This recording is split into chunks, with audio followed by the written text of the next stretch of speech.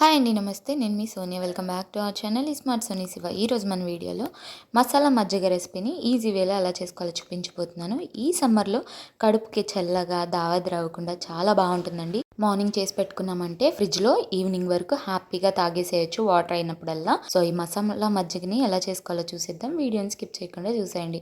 ముందుగా ఒక బ్లెండర్ తీసుకొని అందులోకి ఒక 2 టేబుల్ స్పూన్ల దాకా కొత్తిమీర, అలాగే ఒక పచ్చిమిర్చి, ఒక 1/2 ఇంచ్ అల్లం ముక్కల్ని, అలాగే ఒక 2 టేబుల్ స్పూన్ల దాకా పుదీనాని, అలాగే ఒక 1/2 టీ స్పూన్ దాకా వేయించి పొడి చేసుకున్న జీలకర్ర పొడి, అలాగే రుచికి సరిపడా ఉప్పు నేనైతే ఒక 1/2 టీ స్పూన్ వేసాను. అలాగే ఒక 1 టేబుల్ స్పూన్ దాకా నిమ్మరసాన్ని వేసుకొని వీటిని ముందు ఒకసారి ఇలా కోర్స్గా బ్లెండ్ చేసుకోవాలి. ఇప్పుడు ఇందులోకి ఒక కప్పు దాకా చల్లటి చిక్కటి పెరుగు, అలాగే అదే కప్పుతో 2 కప్పుల దాకా చల్లటి వాటర్ని వేసేసుకొని వీటన్నిటిని కూడా మెత్తగా మిక్సీ పట్టేసుకోవాలి. ఎక్కడా కూడా మనకి పుదీనా ఆకులు కానీ కొత్తిమీర ఆకులు కానీ తగలకూడదు అనమాట. అంత స్మూత్గా బ్లెండ్ చేసుకోవాలి.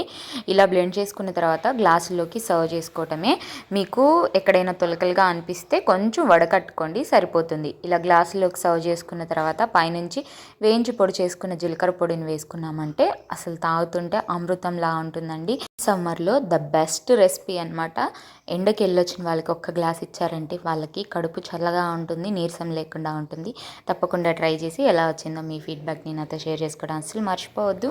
ఈ వీడియో అయితే నచ్చిందని అనుకుంటున్నాను. వీడియో నచ్చితే వీడియోని లైక్ చేయండి, మీ ఫ్రెండ్స్ అండ్ ఫ్యామిలీ రిలేటివ్స్కి షేర్ చేయండి. ఇంకా ఇలాంటి ఎన్నో ఈజీ అండ్ క్విక్ రెసిపీస్ కోసం ఈ smart Soni Shiva channel subscribe చేయండి. ఈ వీడియో అయితే మరొక మంచి వీడియోతో మళ్ళీ వచ్చేస్తాను. అంతవరకు సెలవు. Bye all. Thanks for watching.